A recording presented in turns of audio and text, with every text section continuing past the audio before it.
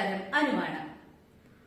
നമ്മളിപ്പോ ആക്നെ അഥവാ പിംപിൾസ് എന്നുള്ളൊരു ഇഷ്യൂ ആയിട്ട് നമ്മളൊരു കസ്റ്റമർ എൻക്വയറി ചെയ്തു കഴിഞ്ഞാൽ നമ്മൾ അവരോട് വളരെ വിശദമായി വെറുതെ ആക്നയുടെ പ്രോഡക്ട്സ് കൊടുക്കുക എന്നുള്ള രീതിയല്ല അൻസെപ്സിന്റെ രീതി. നമ്മൾ അവരുടെ ഏജ്, അവർക്ക് എന്ന് മുതലാണ് ആക്നെ സ്റ്റാർട്ട് ചെയ്തത്, അവരിപ്പോൾ ഒരു 30s നിങ്ങൾക്ക് ടീനേജിൽ ആക്നെ ഉണ്ടായിരുന്ന ഹിസ്റ്ററി ഉണ്ടോ, അവരുടെ ലൈഫ് സ്റ്റൈൽ, അവർ കഴിക്കുന്ന ഫുഡ് മെത്തേഡ്സ്, ഇതൊക്കെ ചോദിച്ചതിന് ശേഷം മാത്രമാണ് അതനുസരിച്ച് പ്രൊഡക്റ്റുകൾ നമ്മൾ ഡിസൈഡ് ചെയ്യുന്നത്. എന്തെങ്കിലും ഹോർമോണൽ ഇംബാലൻസസ് ഉണ്ടെങ്കിൽ എത്ര നാളായി അത് ഡയഗ്നോസ് ചെയ്തു, അതിന്റെ ട്രീറ്റ്മെന്റ് എടുക്കുന്നുണ്ടോ.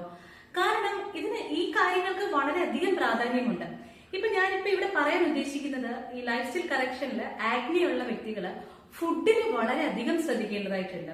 ഈ കഴിഞ്ഞ ദിവസം ഞാൻ ഒരു ആക്നെയുടെ എൻക്വയറിയിൽ നിങ്ങൾ തൽക്കാലത്തേക്ക് ഡയറി പ്രോഡക്ട്സുകൾ പൂർണ്ണമായിട്ടും, ഡയറി പ്രോഡക്ട്സും ഷുഗറും പൂർണ്ണമായിട്ടും ഒന്ന് കുറച്ച് നാളത്തേക്ക്, ഒരിക്കലും ഒരു ലോങ് ടൈം അല്ല, കുറച്ച് നാളത്തേക്ക് നിങ്ങളൊന്ന് മാറ്റി വെക്കണമെന്ന് പറഞ്ഞപ്പോൾ അയ്യോ ചേച്ചി എന്നെ കൊണ്ട് പറ്റില്ല എന്ന് പറഞ്ഞ ഒരു കസ്റ്റമറിന്റെ കാര്യം ഓർത്തപ്പോഴാണ് ഇങ്ങനെ ഒരു വീഡിയോ ചെയ്യാം എന്ന് വിചാരിച്ചത്.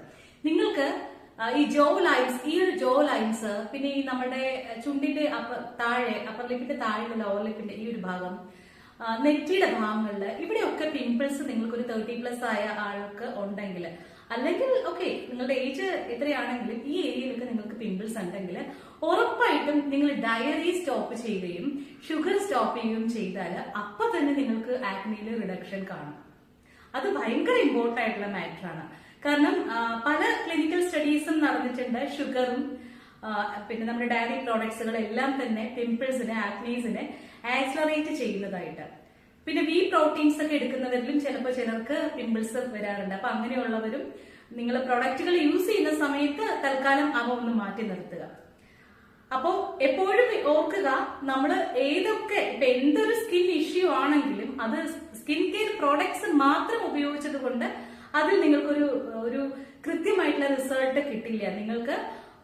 നിങ്ങളുടെ ഫേസിൽ ഭയങ്കരമായിട്ട് ഇടക്കിടക്ക് ഇങ്ങനെ പിമ്പിൾസ് വന്നു പോവുകയും വരികയും പോവുകയും ഒക്കെ ചെയ്യുകയാണെങ്കിൽ നിങ്ങൾ പനീർ, കേർഡ്, പാല്, അങ്ങനത്തെ എല്ലാ ഡയറി പ്രോഡക്ട്സുകളും സ്റ്റോപ്പ് ചെയ്യുക, ഷുഗർ സ്റ്റോപ്പ് ചെയ്യുക.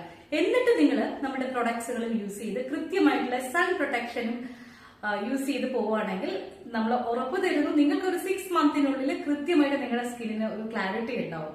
നിലവിൽ നിങ്ങളുടെ സ്കിന്നിൽ ഉള്ളതിനേക്കാളും നല്ല രീതിയിൽ ക്ലാരിറ്റി ഉണ്ടാവും.